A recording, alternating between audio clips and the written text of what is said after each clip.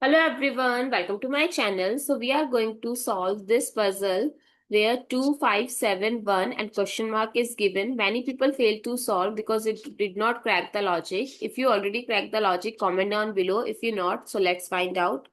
So here in the middle, here 571 is given. So some thoughts with the help of 5 and 1 you get 7. With the help of 5 and 7 you get 1. But nothing makes sense, right? Because 7 minus 1 is 6, right? Not 5. So what we can do, if we subtract the twice of second digit, that means 7 minus 1 times 2 is 7 minus 2, that is 5, right? Now, if to find out the question mark, what we have to do, 7 minus twice of the second digit, that is this 2, twice. So it's 2. So 7 minus 4 is 3. So what replaces this question mark? 3. If you have any other logic or any other answer, comment down below. Thank you so much for watching this video. See you in the next video.